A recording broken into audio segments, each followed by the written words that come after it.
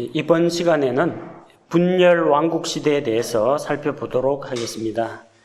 자, 먼저 이스라엘의 영토를 한번 살펴보도록 하겠습니다. 지도 34쪽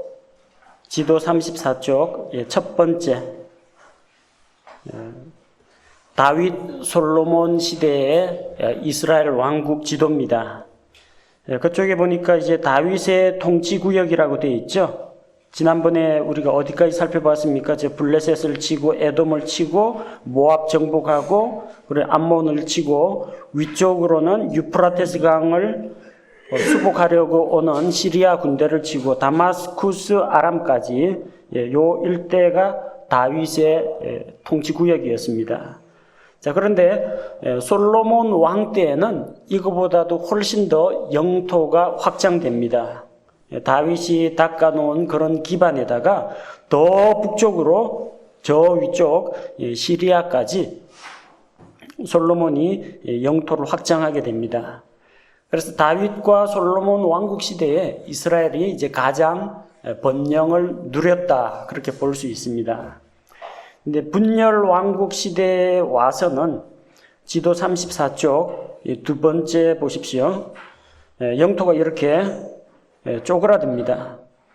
지도는 분명히 같은 지도인데 상대적으로 수축이 되죠. 위쪽에 시리아가 치고 내려오고 모압이나 암몬이 또 반란을 일으키고 또 그 위쪽에 두로와 시돈 쪽에서 페니키아가 남쪽으로 치고 오기 때문에 영토가 더 줄어듭니다.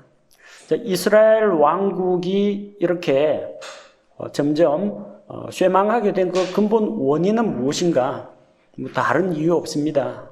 하나님을 멀리했기 때문입니다. 솔로몬 때 그렇게 왕국이 부강하고 군사력도 강하고 외교 관계도 좋았는데 한 가지 문제는 솔로몬이 여자 문제에 빠졌습니다. 결혼 동맹을 통해서 군사 외교적인 이 견제와 균형을 이루고자 하는 바람에 이방인 아내들을 많이 데려왔습니다. 모압에서, 암몬에서, 이집트에서. 그러다 보니까 이 여자들이 솔로몬의 마음을 미혹해서 그로 하여금 우상숭배에 빠지도록 했습니다. 그래서 솔로몬의 마음이 하나님을 떠나게 됨에 따라서 하나님께서 그에게 징계를 내리셨습니다. 여러 차례 대언자들을 통해서 말씀을 전하셨지만 솔로몬이 듣지 않았습니다. 마침내 하나님께서 대언자를 통해서 이 이스라엘 왕국을 찢어서 나누겠다고 말씀하십니다. 그래서 여로보암에게는 10개 지파, 이스라엘 12지파 가운데 10개 지파를 여로보암에게 떼주고 다윗의 집에는 한 지파를 예루살렘을 위해서 남겨주겠다고 했습니다. 한 지파만 남겨준다고 했습니다. 자, 그러면은 10개 지파는 북이스라엘 왕국이 되는 거고, 자, 아래쪽에 있는 지파는 몇 개 지파가 되느냐면은 2지파가 됩니다.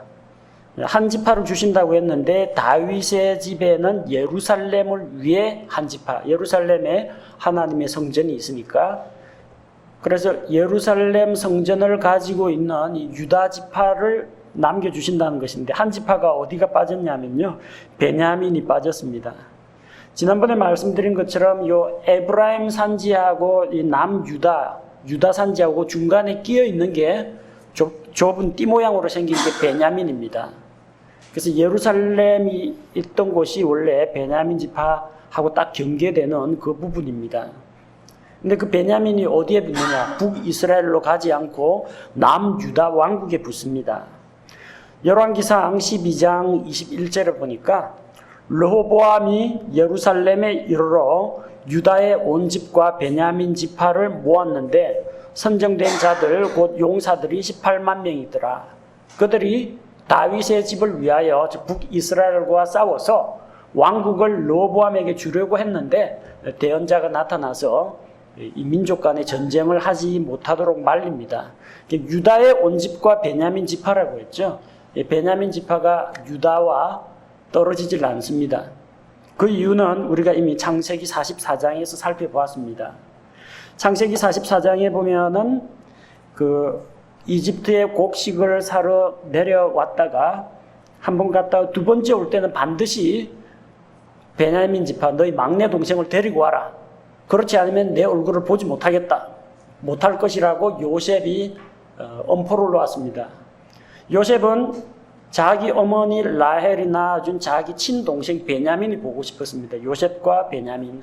베냐민 데려오라고 했는데 베냐민을 붙잡아 두을 욕심에 베냐민의 곡식자루 속에다가 은잔을 숨겨가지고 억울한 누명을 씌웁니다. 그래서 너희들은 다 가도 된다. 베냐민은 내가 데리고 있겠다 하는데 누가 나서서 중재를 합니까? 유다가 나서서 중재를 합니다. 원래는 장남이 루벤인데 루벤은 아버지 야곱 앞에서는 자기가 큰 소리를 쳤는데 막상 그때가 되니까 루벤은 입을 닫고 있고 유다가 아버지의 마음을 가지고 우리 아버지의 마음이 이 아이와 연합되어 있는데 이 아이가 돌아가지 않거나 죽으면 우리 아버지 야곱이 그야말로 무덤으로 내려가실 것이다. 그렇게 이제 호소를 합니다. 차라리 내가 남아서 종이 될 테니 이 아이는 제발 좀 풀어주십시오. 베냐민을 위해서 유다가 희생하겠다고 하니까 이 형제간의 그 자기를 팔아넘긴 그 형제들이 이제 뉘우치고 형제 사랑으로 돌아온 걸 알고 요셉이 형들 앞에 자기 정체를 밝히면서 그들을 용서하고 받아줍니다. 그래서 그때 죄를 숨죽이고 있었던 사람이 누구겠어요? 베냐민입니다. 이집트에서 평생 동안 노예가 돼가지고 사느냐, 자기 아버지 야곱을 만나느냐, 아무도 자기에게 도움을 주지 않는데 유다가 나서서 도와준 거예요. 유다가 베냐민을 위해서 자기가 대속물이 되겠다. 그렇게 희생한 것 때문에 유다와 베냐민 사이에서는 끊을래야 끊을 수 없는 이런 연결고리가 생깁니다. 지난번에 우리가 그 지파들의 전쟁 살펴보았죠.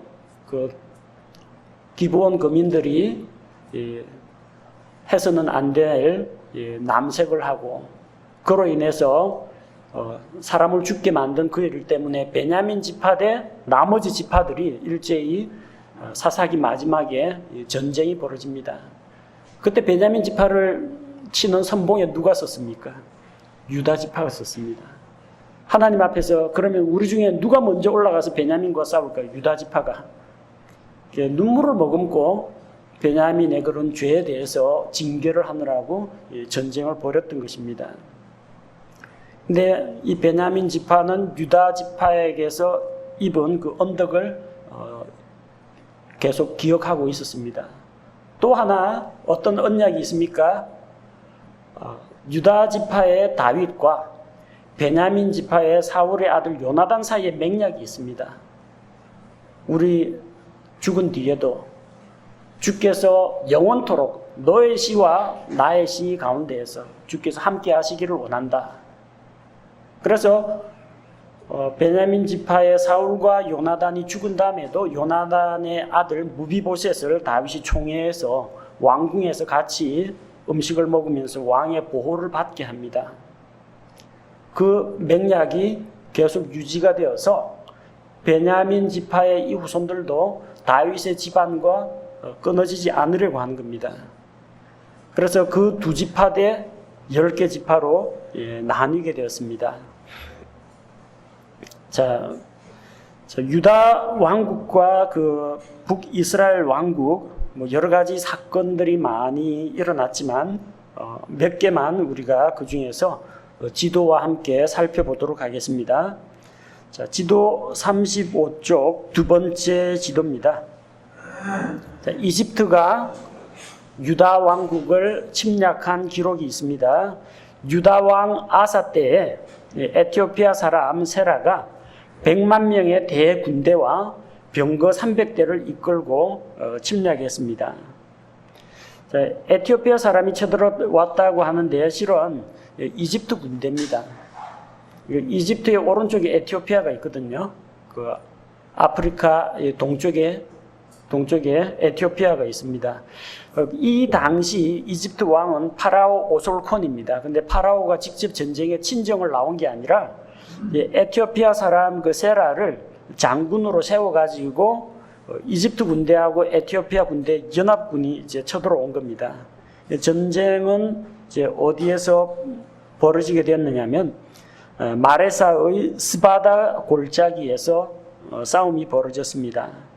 이집트 군대가 올라오는 길을 보십시오. 저 해변길을 따라서 가자를 지나서 블레셋 평야를 지나서 쭉 돌아가지고 마레사에서 접전을 합니다. 해변길로 올라와서 이 병력들을 전개시킬 수 있는 이 골짜기에서 마레사에 있는 스바다 골짜기에서 싸웠습니다. 그런데 하나님께서 아사의 기도를 들어주시고 전쟁의 승리를 주십니다. 그들을 에티오피아 사람들을 치고 유다의 군대가 에티오피아 사람들을 치고 그랄까지 추격합니다. 쫓겨 내려가죠. 파란 선을 따라서 그랄 지방까지. 그랄 지방이면 저 블레셋 땅입니다. 그리고 이 그랄 지방 남쪽부터 또 사막지대가 시작하죠. 그렇게 그들을 추격하고 그 주변에 있는 도시들까지 유다 왕국에서 점령하게 됩니다. 그리고 이 열왕기에서 가장 많은 비중을 차지하는 내용이 뭐냐면은 열왕기에서는 이제 대언자들이 활동하던 시대입니다. 대표적인 왕조 시대의 두 대언자가 있죠. 엘리야와 엘리사 대언자입니다. 그래서 지도 38쪽을 보십시오. 다른 북이스라엘 왕국에 반역이 일어난 그런 이야기라든지 또 주변 민족들이 침략한 그런 이야기들이 있는데 여기에 나오는 주요 지명들은 거의 대부분 우리가 앞서 살펴본 겁니다. 자, 지도 38쪽에 보니까 화살표가 상당히 많이 뻗어 있습니다. 엘리야가 얼마나 바쁘게 돌아다니면서 사역을 했는지 그의 활동 사항을 살펴볼 수가 있습니다. 엘리야의 사역입니다. 자, 엘리야는 북이스라엘의 대언자입니다. 자, 왜 이 북이스라엘의 대언자가 필요했느냐? 그들은 예루살렘에 와서 하나님 앞에 절기를 지키고 예배를 드리지 않고 단과 부엘세바의 금송아지 우상, 여로보암이 세운 금송아지 우상을 섬기고 또 저 북쪽 시돈 지방에서 이 아합의 집안에서 우상을 들여옵니다. 그래서 또 바알 숭배자들이 많이 있었습니다.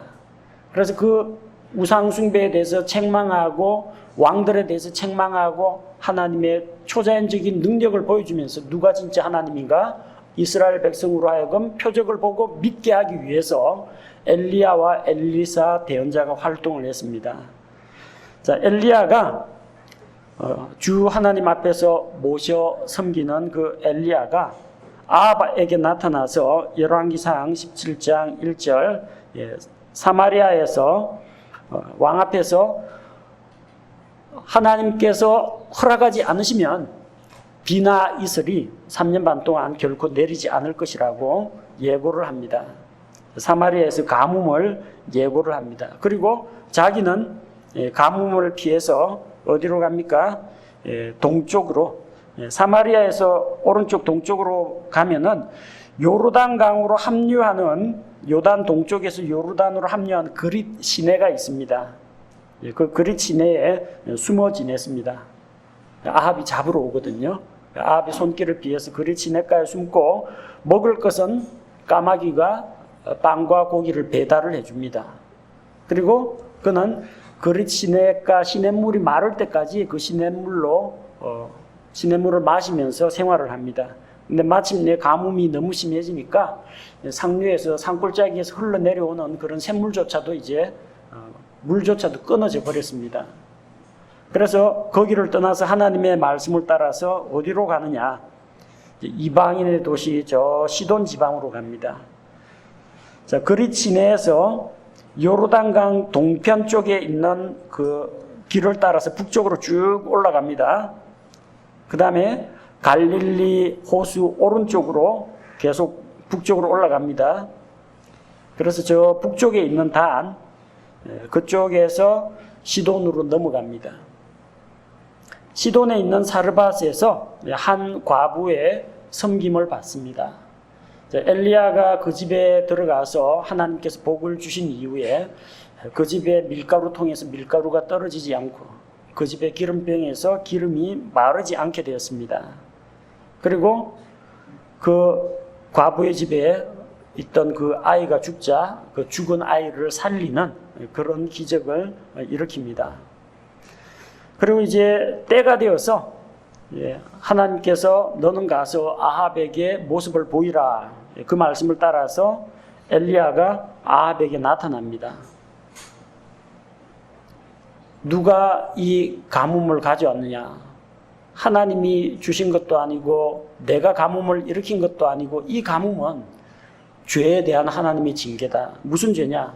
당신과 당신 집안이 그 우상숭배의 죄를 범하고 온 이스라엘로 하여금 죄를 범하게 했기 때문에 이 가뭄이 찾아온 것이다. 그래서 누가 진짜 하나님인지, 바알이 진짜 하나님인지, 주 여호와가 진짜 하나님인지 겨루 보자고 합니다. 그래서 나는 이스라엘의 하나님을 대표해서 내가 나올 테니까 바알의 대언자들, 그리고 바알 신상 주변에 이 작은 숲을, 나무들을 심어놓고 이 신상 주변에 심어놓고 그 숲을 지키는 자들이 있습니다. 그 작은 숲의 대언자들 다 데리고 와서 갈멜산에서 대결을 벌입니다. 자, 그래서 이 사마리아에서 저 갈멜산 보이죠? 지중해 연안 쪽으로 톡 튀어나온 그 부분에 갈멜산이 있습니다. 그 갈멜산에서 바알의 대언자와 대결을 벌이는데 바알 대언자들이 제 아무리 바알이여 우리에게 응답하소서 주문을 외우고 그 자기 몸을 상하게 하고 그 앞에서 뭐 뛰어놀고 춤추고 해도 아무런 반응이 없습니다. 엘리야가 이스라엘 12지파의 이름으로 제단을 쌓고 또 거기에 송아지를 잡아서 각을 떠놓고 제단 주변에 기름을 부었어요.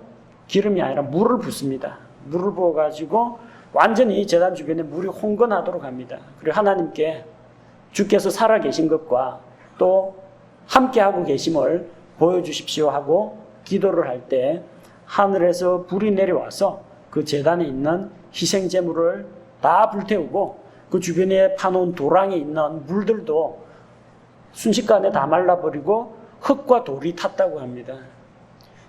쇠 같은 경우는 한 2000도에서 3000도 정도면 녹습니다. 근데 흙과 돌이 탈 정도면 이 엄청난 온도라는 겁니다. 순식간에 그걸 다 태워버리고 불로 응답해 주셨습니다. 그래서 이스라엘 백성들을 불러 모읍니다. 그래서 바알의 대언자들을 하나도 남김없이 다 붙잡아라. 그래서 아래쪽에 기숑 강가로 데려가서 전부 다 죽입니다. 그리고 자기는 갈멜산에 올라가서 하나님께 비를 주시기를 기도를 합니다. 자, 한 번, 두 번, 세 번 가서 기도 한 번 끝날 때마다 자기 종을 보내서 바닷가 쪽에 뭐가 보이는지 한번 살펴보게 합니다. 갈멜산 꼭대기에서 바다라는 것은 뭐 바다가 지중해, 갈릴리 바다, 사해 바다 이 중에 어디를 말하겠어요? 바로 지중해 쪽입니다. 지중해 쪽을 보라고 하는데 7번째 되니까 저 지중해 바다 쪽에서 손바닥만한 작은 구름이 떠오르는 걸 보았다고 합니다. 그러자 아합에게 가서 길이 막히지 않도록, 왜 길이 막히지 않도록 하냐면요, 조금 있으면 기숑강 범람해가지고 이 병거가 못 지나갑니다.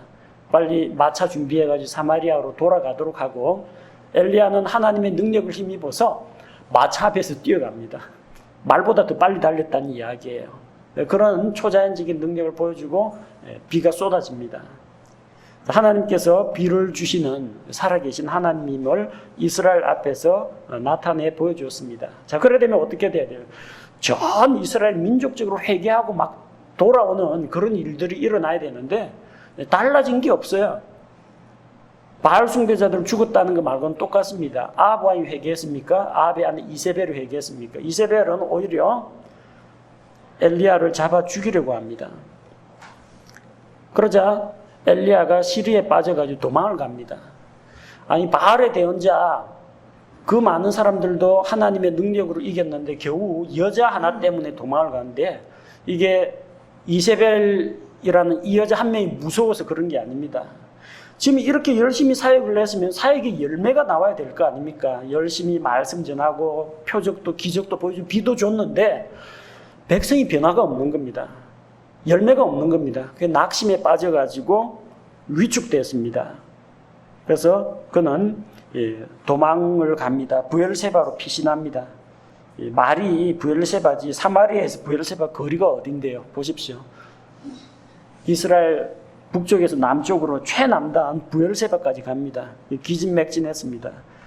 자, 부엘세바에서 더 남쪽으로 내려가서 광야에 오로뎀 나무 밑에 지쳐서 쓰러져서 잠이 들었는데 하나님의 천사가 나타나서 그에게 빵과 물을 주고 먹고 마시고 기운을 차리게 합니다. 그리고 어디로 가라고 해요? 하나님의 산, 호렙산, 신의 산으로 가게 합니다. 여러분 낙심하고 실망에 빠졌을 때 밥도 안 먹고 물도 안 마시고 집에 불 꺼놓고 깜깜한 데서 이상한 침울한 음악 들으면 안 됩니다. 뭐 해야 돼요? 빵과 물을 먹어야 됩니다. 우리식으로 하면은 일단 그 낙심했을 때 잘 먹어야 됩니다. 체력 회복이 우선입니다. 이게 사람의 영과 혼과 몸이 연결되어 있기 때문에 몸이 지치고 병들고 힘들면 성경 말씀이 안 봐집니다. 기도가 안 나옵니다. 제일 먼저 뭐부터 해요? 몸의 기력부터, 몸의 건강부터 회복해야 됩니다. 그 사마리아에서 부엘세바까지 내려오면서 그 쫓기는 신세에 뭘 제대로 먹었을 것 같습니까? 못 먹고 목마르고 그래가지고 마침내 나무 밑에 기진에 있는데 이 몸으로 요 아래쪽에 있는 네게브 사막 통과해가지고 시나이 반도 아래쪽에 있는 시내산까지 갈 것 같습니까? 도중에 다 쓰러져 죽어버립니다. 그래서 가장 먼저 해야 될 건 몸의 건강, 신체의 건강을 회복해야 됩니다. 그걸 회복해야 하나님 앞에 나아가서 또 기도도 하고 하나님의 위로의 말씀도 듣고 회복이 되어가지고 다시 돌아올 수가 있는 겁니다. 그래서 그의 이동 경로를 보십시오. 부엘세바에서 광야 로뎀나무 호렙산에서 하나님을 만납니다. 큰 바람과 또 불과 지진 이 가운데에도 하나님의 능력으로 이런 걸 일으켰지만 그 가운데 하나님이 계시지 않았다고 했습니다. 그런데 마지막으로 아주 가느다랗고 작은 아주 세미한 그런 소리가 들리면서 엘리야야 내가 어찌하여 여기 있느냐. 하나님께서 말씀 가운데 엘리야를 부르시고 이제 찾아오셨습니다. 그래서 하나님께서 그에게 새로운 힘을 주십니다. 엘리야는 자기 혼자만 남았다고 합니다. 그런데 하나님께서는 바알에게 무릎 꿇지 않은 자들을 이미 예비해 주셨습니다. 또 너의 뒤를 이어서 사역을 할 자, 그리고 엘리사도 준비해 주셨습니다. 그래서 이제 하나님의 말씀을 따라 돌아와서 아벨 모홀라 출신의 엘리사를 제자로 삼습니다. 아벨 모홀라가 어디 있냐면 아까 그 그릿 시내가 그 부근에 있습니다. 왼쪽에 요르단강 근처에 있습니다. 요르단 근처에 동쪽으로 보면 디셉이 있죠. 엘리야 고향입니다. 디셉 사람 엘리야. 엘리사는 어디 사람이냐고 비슷한데 아벨 모홀라에서 엘리사를 만납니다. 엘리사는 농부 출신입니다. 그래서 엘리사를 자기의 후계자로 삼아서 엘리야가 엘리사를 가르칩니다. 자, 그리고 또 어떤 일이 있었느냐면 아합 왕이 예스레엘에 있는 나봇의 포도원을 탐냅니다. 이 예스레엘은 말씀드린 것처럼 이 평야지대라고 했죠. 곳곳에 시내와 샘물이 있습니다. 포도 농사를 지을 수가 있어요. 자, 그 포도원을 탐내가지고 갖고 싶은데 그렇게 할 수 없는 이유가 있습니다. 이스라엘의 땅은 팔지 못합니다. 팔면 나중에 희년이 되면 다 주인한테 돌아갑니다. 땅은 하나님의 것입니다. 왕이라고 해서 다른 지파에 속한 땅을 함부로 빼앗을 수는 없다는 겁니다. 땅을 팔라고 하는데 안 판다고 합니다. 나봇은 포도원을 지키려고 하는데 그 포도원이 탐나가지고 혼자서 끙끙 앓고 있으니까 이세벨이 그 아내가 남자가 또 이스라엘의 왕이 고작 그것 때문에 이렇게 낙심해 있느냐, 내가 알아서 하겠다고 하면서 하나님을 믿지 않는 이런 벨리알의 아들들 두 사람을 거짓 증인으로 내세워서 나봇이 하나님과 왕을 저주했다, 허위 증언을 하게 해서 나봇을 죽이고 그 포도원을 빼앗게 됩니다. 자, 그래서 그 소식을 듣고 아합 앞에 엘리야가 나타나서 하나님의 말씀으로 책망합니다. 내가 또 그를 죽이고 무죄한 피를 흘리고 포도원을 빼앗았느냐. 그 나봇의 피가 떨어진 그 자리에서 바로 이제 아합과 이세벨의 피, 그 피를 하나님께서 피의 복수를 해주실 것을 선포했습니다. 자, 그리고 아하시아가 사마리아에서 다쳐서 에그론의 신에게 물으러 갑니다. 아합의 아들 아하시아가 이제 에그론의 신에게, 이스라엘의 하나님은 제쳐놓고 에그론 어디 있어요? 저 아스돗 오른쪽에 있죠. 블레셋의 신에게 물으러 갑니다. 자, 그러자 엘리야가 나타나서 그를 책망합니다. 내가 그 자리에서 일어나지 못하고 죽을 것이라고 합니다. 그 이야기를 듣고 이 엘리야를 만난 사람들이 왕에게 가서 그대로 이야기합니다. 왕이 그 사람이 어떻게 생겼더냐 인상차게 이야기하니까 낙타 가죽 털옷을 입고 있는 사람이라고 하니까 엘리야라는 걸 압니다. 그래서 왕이 그 사람을 잡아오라고 합니다. 엘리야는 벌써 갈멜산에 올라가 있습니다. 갈멜산에 올라가 있는데 50인 대장들과 밑에 부하 50명을 거느리는 대장과 그 50명이 왕의 명령이다 내려와라 하는데 안 내려옵니다. 내가 정말 하나님의 사람이여 이제 내려오십시오 그러는데, 내가 정말 하나님의 사람이라면 하나님께서 불을 내려서 너와 너의 50인을 태울 것이다. 그래서 죽습니다. 다음 50인 대장 보냈는데 또 역시 다 전멸합니다. 세 번째 보낸 사람은 낮아져서 겸손해서 제발 우리 이 부하들 심부름꾼인데 우리의 목숨을 불쌍히 여기십시오. 그렇게 해서 엘리야 내려오게 됩니다.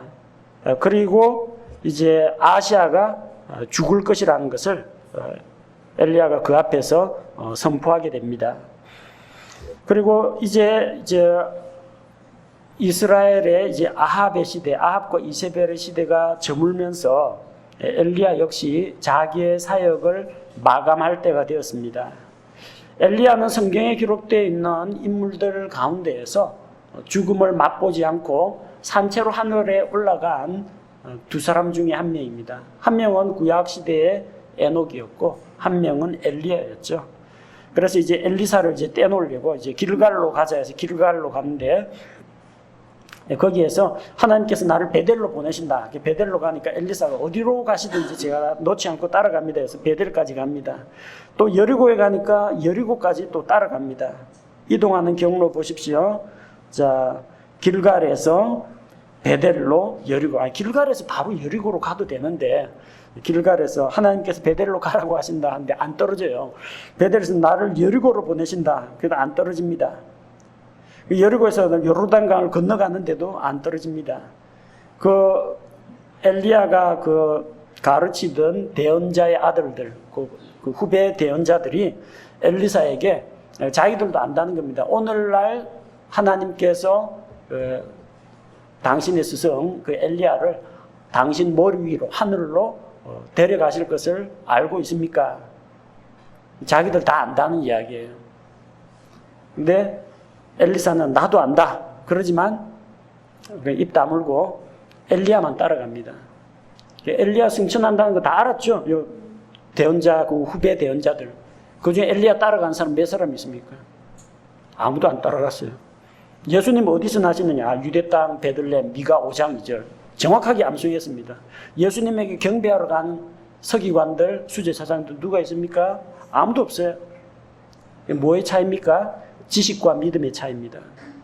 그들도 대언자들이기 때문에 하나님의 말씀을 받아가지고 엘리야 오늘 승천한다. 다 계시 다 받았습니다. 지식으로는 압니다. 엘리사 앞에서 이야기할 정도는 됩니다. 그런데 믿음의 실행이 따르지 않습니다. 알고는 있는데 그걸 믿음으로 받아들이고 스승이 올라간다고 하면 그 놀라운 영광스러운 광경 목격하러 따라가야 될 거 아닙니까? 엘리사 말고는 아무도 따라가지 않습니다. 요르단강 동편에서 엘리야가 올라갑니다. 회오리 바람을 타고 올라갑니다. 그리고 불말과 불병거가 엘리야와 엘리 사이를 딱 가로막고 엘리야는 회오리 바람을 타고 올라가고 그의 몸에서 떨어진 겉옷을 엘리사가 대신 취합니다. 그리고 엘리야처럼 요르단 강물을 옷으로 요르단 강물을 치니까 요르단 강물이 갈라집니다. 요르단 강을 건너서 돌아옵니다. 엘리야에게 있던 그 능력이 엘리사에게 임한 것을 다른 제자들이 다 보게 됩니다. 누가 참 제자입니까? 스승의 지식을 많이 물려받은 사람이 제자가 아닙니다. 스승을 따라가는 사람이 제자입니다. 누가 그리스도의 제자냐? 성경 공부 많이 하고 신학원 훈련을 많이 받아가 제자가 되는 게 아니라 자기가 성경을 통해서 배우고 알고 믿는 바대로 예수님께서 사셨던 것처럼 사는 사람, 예수님의 발자취를 따르는 사람이 제자라는 이야기입니다.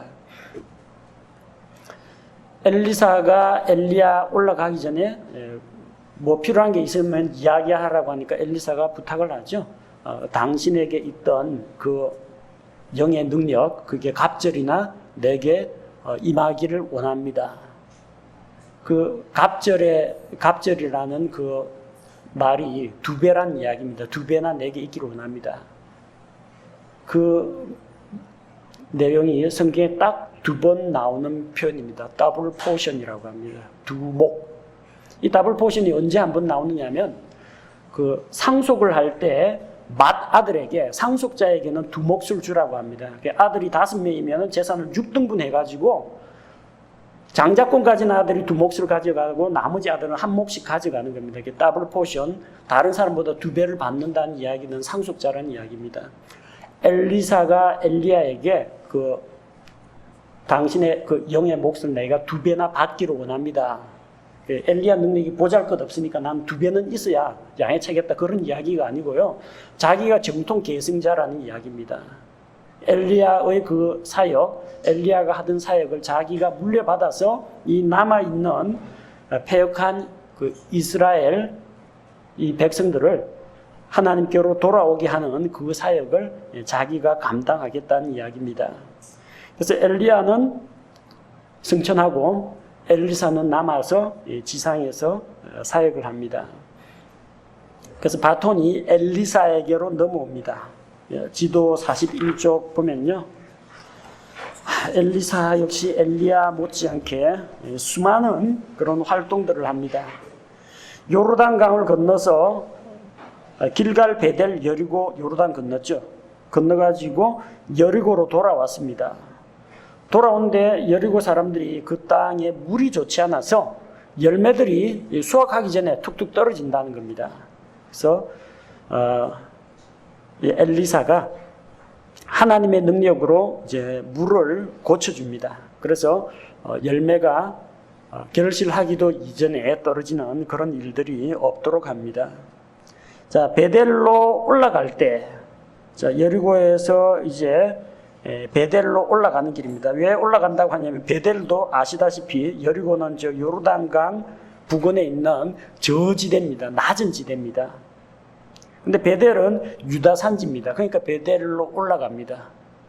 중요한 도시라서 올라가는 게 아니라 해발 고도가 높기 때문에 베델로 올라가는데, 올라가는 길에 이 엘리사를 조롱하는 그 아이들이 있었습니다. 그래서 대머리에 올라가라, 대머리에 올라가라 그렇게 하는데, 뭐 엘리사 그 머리 벗겨진 거 그걸 욕하는 게 아니라 올라가라는 이야기가 뭐냐면은 얘들은 휴거를 안 믿습니다. 엘리야 승천을 안 믿습니다. 뭐 엘리야 승천했다고 어디 그럼 너도 한번 올라가 봐, 우리 보는 눈앞에서, 그 이야기 하는 겁니다. 그래서 뭐 이 목사 이 머리가 벗겨지고 뭐 이 외모에 대해서 욕하면은 저주를 받는다, 그 이야기가 아니고요. 이 세대가 얼마나 패역한 세대냐면요.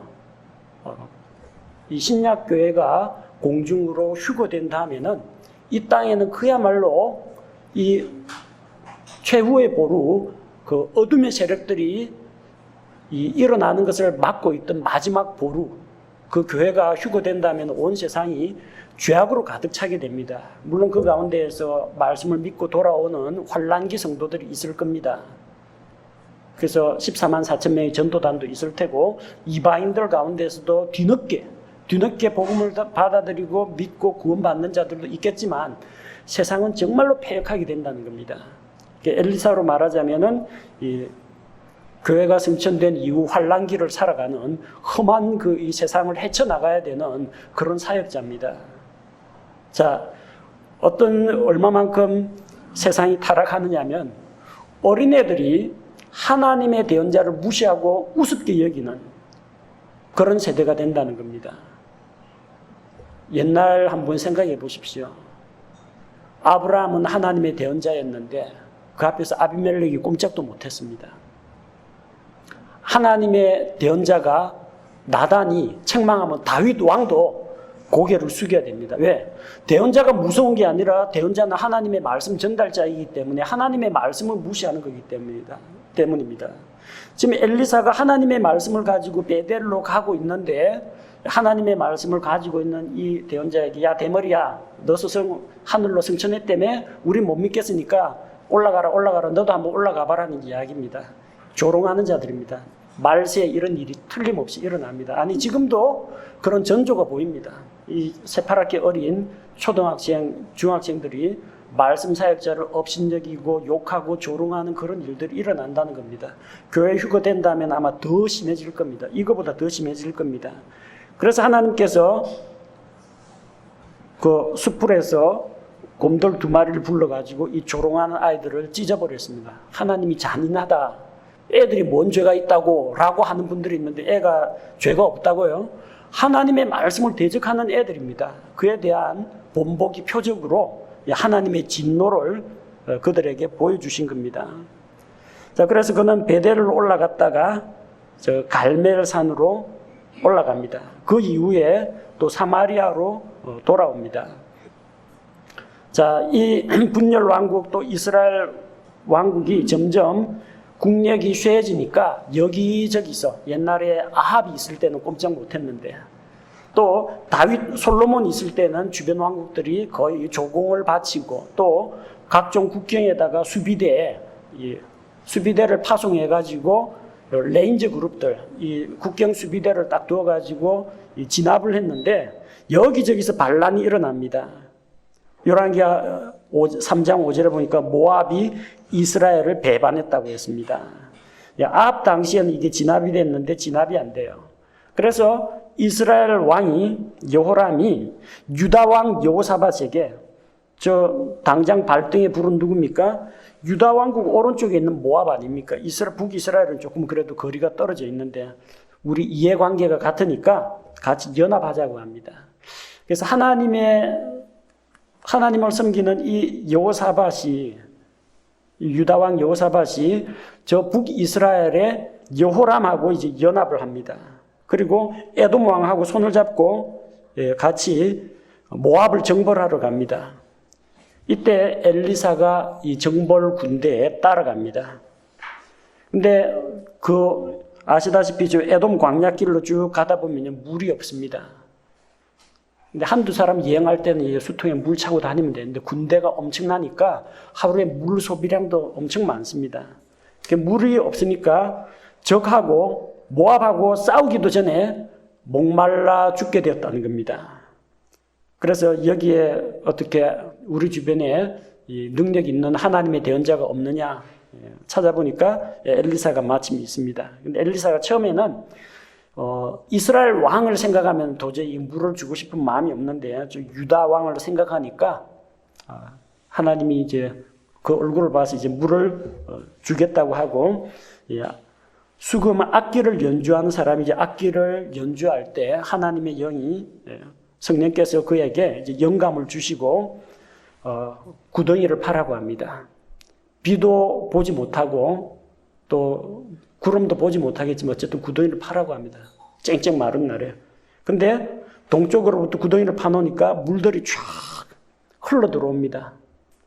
그래서 그 물을 가지고 군대가 힘을 얻고 또 모압 군대는 그 물들이 아침 햇살에 비치는 걸 보고 저기 원래 물이 없던 자리인데 아마 저 군대 삼국 군대가 서로 충돌해가지고 죽이고 피바다가 된 것 같다. 그래서 치러 가자 하고 갔는데 보니까 삼국 세 군대가 분열된 게 아니라 세 군대가 연합해가지고 모압을 칩니다. 그래서 그들이 모압의 길을 하라셋, 모압 미스베라고 하죠. 여러분 6페이지에 나오는 지도 보면은 모압 미스베 길 하라셋이 나옵니다. 거기까지 정벌을 하게 됩니다.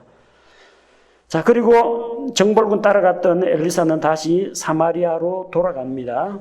돌아가서 대언자의 그 과부된 아내, 대언자가 빚만 많이 남기고 그 자기 아내와 아이들이 남아 있는데 그 빚 갚고 이러다 보니까 집안이 가세가 크게 기울었습니다. 그래서 하는 수 없이 자기 이 두 아들, 그 대언자의 아들들을 종으로 팔아넘겨야 되는 그런 상황까지 왔습니다. 자, 그때 그 기적을 일으키죠. 그 과부의 집에 남아있는 게 뭐가 있느냐 하니까 기름 한 병만 남았다고 합니다. 그 기름병을 가지고 그릇을 이 동네 저 동네에서 다 빌려오게 합니다. 충분히 빌려왔는데 문을 잠그고 그릇마다 기름을 따르라고 합니다. 작은 기름병에서 기름이 끝없이 쏟아져 나옵니다. 빌려온 그릇이 다 가득 찰 때까지. 그래서 그 기름물을 가지고 팔아가지고 빚을 갚고 생활을 하게 됩니다. 그 구체적인 지명은 나와 있지 않습니다. 그 다음 열왕기하 4장에 보니까 수넴 여인이 엘리사가 지나다닐 때마다 자기 집에 들러가지고 음식도 먹고 또 성경도 공부할 수 있도록 방도 내주고 책상도 내줍니다. 자, 그래서 엘리사가 이 여인에게 우리가 뭘 해주면 좋겠느냐, 우리에게 이렇게 정성을 다하는데 소원이 뭔가 있느냐 하니까 아들이 없다는 거. 그래서 그녀가 이제 아들을 얻게 하나님께 구해서 아들을 얻게 합니다. 근데 그 아들이 어느 날 갑자기 죽게 되죠. 그러자 이 여인이 남편에게는 알리지 않고 갈멜산까지 또 찾아가서 엘리사에게 호소를 합니다. 아무 말 없이 이제 울기만 하는데 이제 엘리사가 자기 종을 보내가지고 자기 지팡이를 그 아이의 머리 위에 올려놓도록 하고 또 자기가 그 집에 들어가서 아이 위에 엎드려서 자기 몸을 대고 하나님께 기도해서 죽은 아이를 다시 살리게 됩니다. 자, 그리고 엘리사 역시 엘리야처럼 대언자 학교를 운영을 했습니다. 근데 숫자가 제법 많아가지고 이제 수백 명이 모여가지고 공동 생활을 하게 됩니다. 이 대언자들을 위해서 대언자 후보생들, 이 신학생들을 위해서 국을 끓이는데 누가 또 야생에서 독이 있는 먹으면 안 되는 그걸 또 가지고 와서 요리에 또 넣어버렸습니다. 그래서 독이 있어서 사람들이 이제 먹지를 못하는데 엘리사가 그 독을 밀가루를 뿌려가지고 다 해독을 해줍니다. 또 어떤 사람이 이제 바알살리사는 여러분 길갈에서 약간 북서쪽으로 가면 바알살리사가 있습니다. 바알살리사로부터 와서 대언자들에게 주겠다고 음식을 갖고 옵니다. 갖고 온 게 빵 20개 그리고 곡식 한 자루를 갖고 옵니다. 무리에게 나눠줘 먹게 하라고 하는데 엘리사 대언자님 숫자가 지금 100명이 넘는데 빵 20개 가지고 어떻게 먹입니까? 하는데 다 먹고 남을 것이라고 합니다. 예수님께서 보리빵 5개와 물고기 2마리를 가지고 5,000명 이상을 먹이는 그런 기적이 엘리사를 통해서도 일어납니다. 자, 그리고 그가 다시 사마리아로 돌아갔고 그때 또 마침 시리아에 있던 나아만 장군이 엘리사에게 나와서 나병을 고치고 자기 고국으로 돌아갑니다. 대언자들 숫자가 더 불어나서 아마 공동생활을 한 모양입니다. 그래서 이제 거처를 마련하기 위해서 요르단 강가에서 벌목을 합니다. 나무를 베어가지고 벌목을 하는데 이 하다가 보니까 도끼 자루가 빠져가지고 도끼가 그냥 물속에 빠졌습니다. 그래서 빌려온 도끼 이게 물속에 빠졌는데 엘리사가 또 그 도끼를 건져줍니다. 열왕기하 6장에서는 시리아 군대가 쳐들어왔는데 어디로 쳐들어왔느냐면 도단으로 왔습니다. 이 시리아 군대가 어디 나타날 때마다 엘리사가 미리 알고 이스라엘 왕에게 어디 가면 시리아 군대가 나타납니다. 미리 가서 다 방비를 하니까 시리아 왕이 엄청 스트레스를 받습니다. 우리 중에 누가 내통자가 있어가지고 이 정보를 누설하는 것 같다 하니까 그게 아니라 대언자 엘리사가 왕이 어디로 가든지 군대 이동을 정확하게 알려주기 때문에 방비를 하는 거라고 합니다. 엘리사가 어디 있냐? 도단에 있다고 하니까 도단에 가서 엘리사가 있는 도시를 포위를 해버립니다. 자, 이 도단은 여러분 지도에서 사마리아 북서쪽에 있습니다. 이 도단 평야로 들어가는 관문이 되는 것이 전에 배웠죠. 이블라함이라고 있습니다. 이블라함 거치면은 바로 도단 평야로 나오고 그 다음부터는 넓은 평야가 펼쳐집니다. 자, 이 도단을 에워쌌지만 그러나 에워싼 그 군대보다 엘리사를 지키고 있는 하늘의 군대가 훨씬 더 많습니다. 그래서 그걸 자기 종에게 보여주고 자기는 그들 가운데 나타나서 여기가 아니라 내가 너희를 인도할 테니까 따라오라고 해서 그 군대의 눈을 멀게 해서 도단에서 사마리아로 데리고 옵니다. 사마리아 큰 광장에 시리아 군대가 다 들어왔고 보니까 자기들이 이제 눈을 뜨고 보니까 사마리아 도시 한가운데 와 있습니다. 옆에는 전부 이스라엘 군대가 에워싸고 있습니다. 하지만 그들을 죽이지 않고 다 풀어주고 돌려보냅니다. 그러자 다시는 그 군대가 엘리사 살아있을 때는 다시는 쳐들어오지를 않습니다. 그 다음 또 사마리아를 시리아 군대가 포위하는 일이 벌어집니다. 사마리아 성내에서 식량값이 이제 폭등을 합니다. 이 어떻게 하면 좋을까 하는데 엘리사 대언자가 하나님께서 그들에게 양식을 준다고 합니다. 근데 왕이 신임하는 그 신하는 엘리사를 통해서 하신 하나님의 말씀을 믿지 않습니다. 그 사마리아 성에 있던 나병 환자 4사람이 여기 있으면 굶어 죽고 나가면 칼에 죽으니까 굶어 죽는 것보다 그래도 혹시 가서 투항을 하면은 시리아 군대가 살려줄지도 모르겠다. 가보니까 시리아 군대가 하나님께서 말과 병거의 소리를 듣게 해서 환청을 듣게 해서 그것도 한두 사람이 아니에요. 시리아 군대 그 많은 사람들이 집단 환갑 증세를 일으키고 전부 다 도망을 갔습니다. 틀림없이 이집트 거기에서 군대를 빌려왔을 것이다. 또 히타이트 거기에서 군대를 빌려와서 우리를 치나보다 하고 그 큰 말과 말발굽 소리와 병거 소리를 듣고 다 도망갔습니다. 그 나병 환자들이 양식이 있다는 걸 알고 사마리아 성에 고해서 식량 문제가 또 해결이 되죠. 그리고 이제 엘리사가 다마스쿠스로 가서 하사엘이 왕이 될 것을 미리 알려주고 또 라못 길르앗 라못으로 가서 거기에 있던 군대 장관 예후에게 하나님께서 너를 왕으로 세울 텐데 너는 하나님을 대적하는 아합의 집을 치라고 합니다. 그래서 예후가 그 제안을 받아들이고 아합의 집을 치게 되고 예후의 집안에서 4대째 이스라엘의 왕이 됩니다. 남유다는 가끔 가다가 이 선한 왕들이 몇 명 일어나가지고 부흥이나 종교개혁을 일으킨 적이 있지만 북이스라엘 왕국은 내리다라 점점 신앙이 하향 추세로 갑니다. 갈수록 죄에 빠지고 우상숭배가 극심해집니다.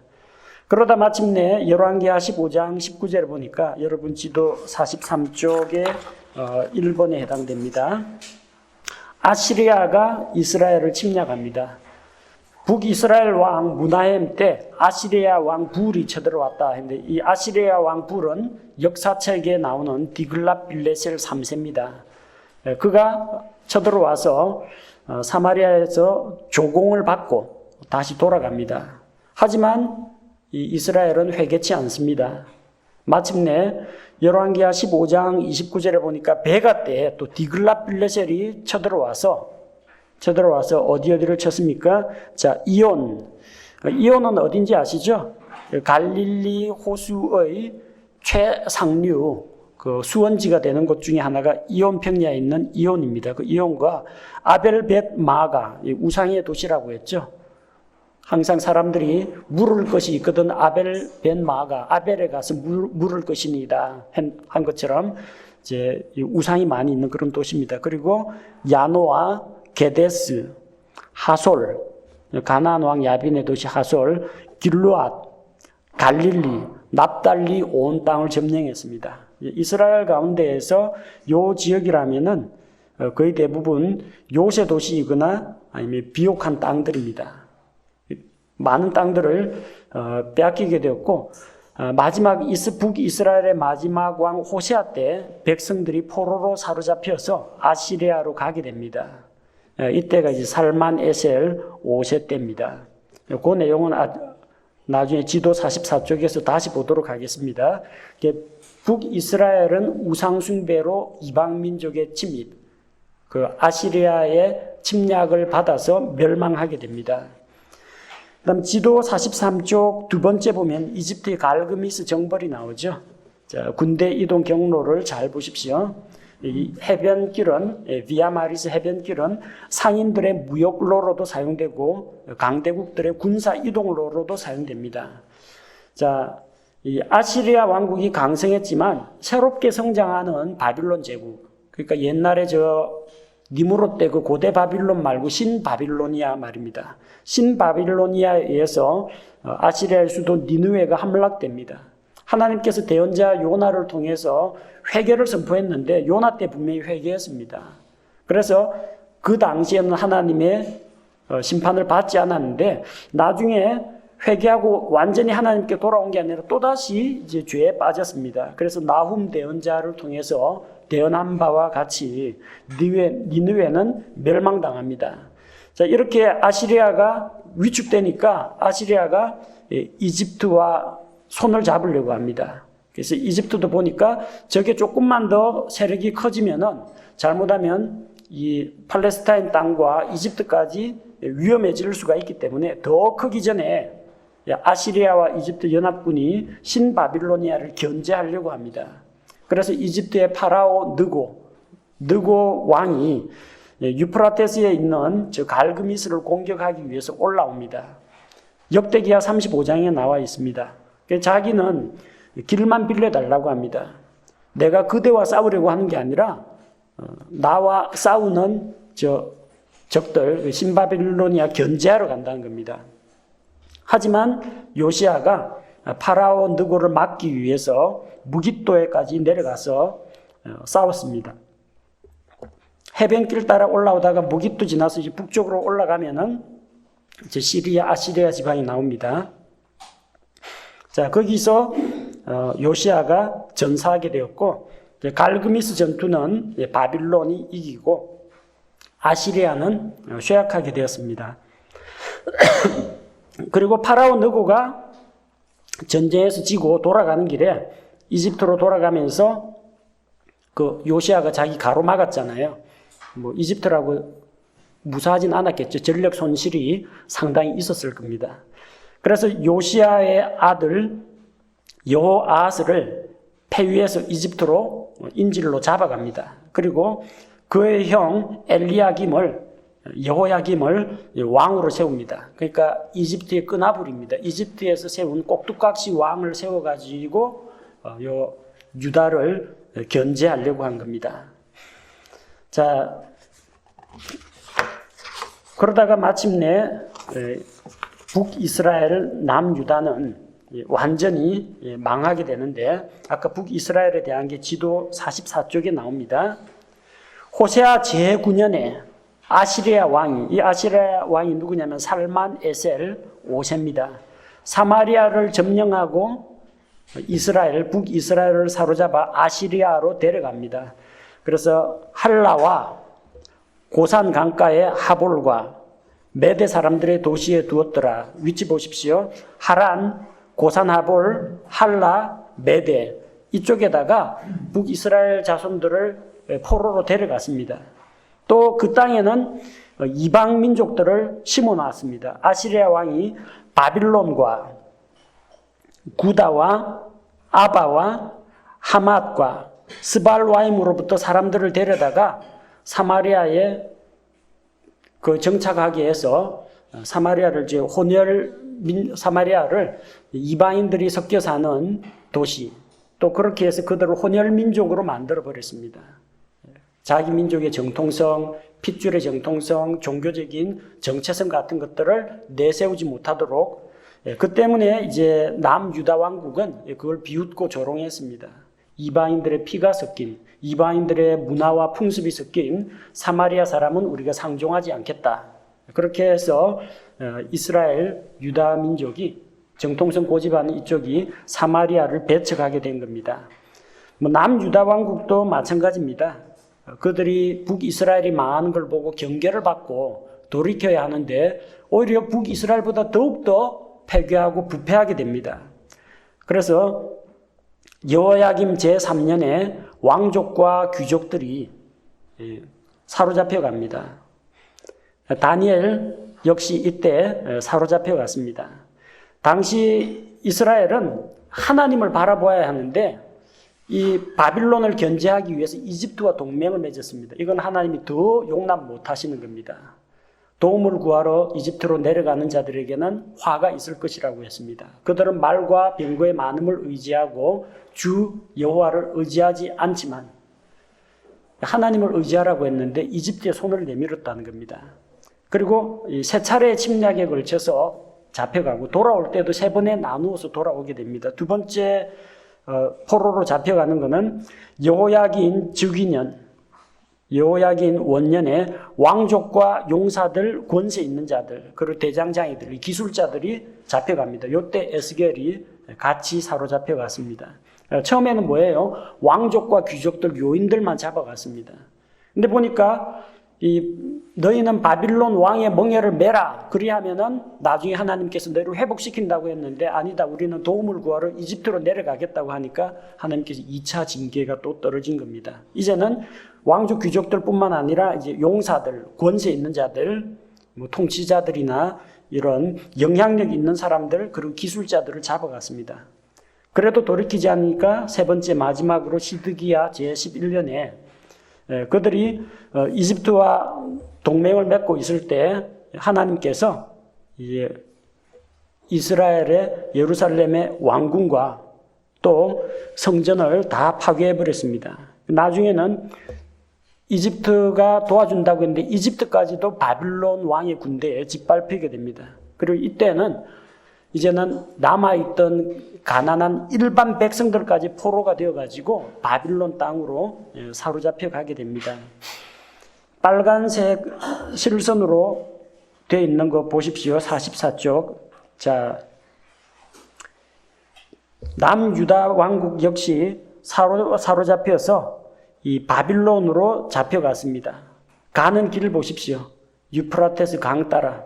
이 길이 원래 우리가 어디서 봤던 겁니까? 아브라함의 갈대아우르에서 우상의 도시 갈대아우르를 빠져나와가지고 이쪽으로 가서 하란에서부터 아래쪽으로 내려오지 않습니까? 그 역으로 지금 돌아가는 겁니다.